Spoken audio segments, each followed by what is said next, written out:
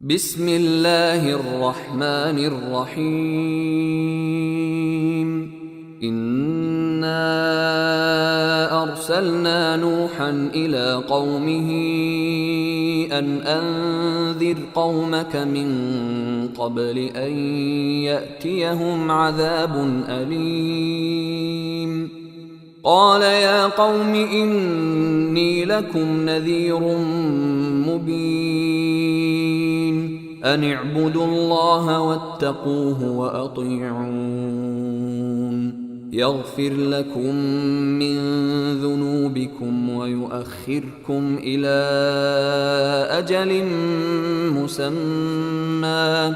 إن أجل الله إذا جاء لا يؤخر لو كنتم تعلمون.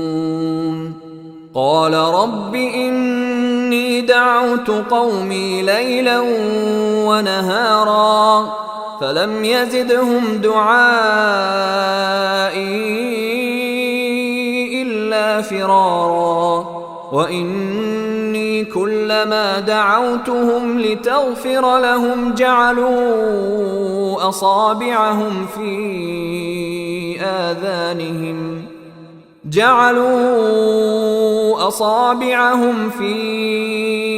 آذانهم واستغشوا ثيابهم وأصروا واستكبروا استكبارا ثم إني دعوتهم جهارا ثم إني أعلنت لهم وأسررت لهم إسرارا فقلت استغفروا ربكم إنه كان غفارا يرسل السماء عليكم مدرارا ويمددكم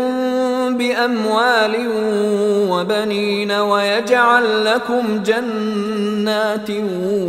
ويجعل لكم أنهارا ما لكم لا ترجون لله وقارا وقد خلقكم أطوارا ألم تروا كيف خلق الله 7 سماوات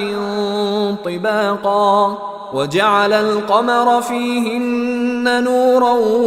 وجعل الشمس سراجا والله أنبتكم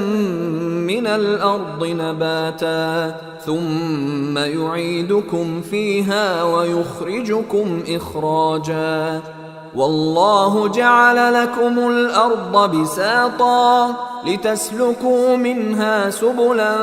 فجاجا قال نوح رب إنهم عصوني واتبعوا من لم يزده ماله وولده إلا خسارا ومكروا مكرا كبارا وقالوا لا تذرن آلهتكم ولا تذرن ودا ولا سواعا ولا يغوث ويعوق ونسرا وقد أضلوا كثيرا ولا تزد الظالمين إلا ضلالا مما خطيئاتهم أغرقوا فأدخلوا نارا فلم يجدوا لهم من دون الله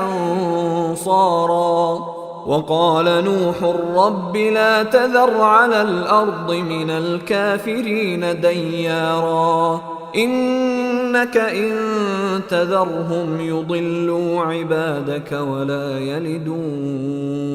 إلا فاجرا كفارا رب اغفر لي ولوالدي ولمن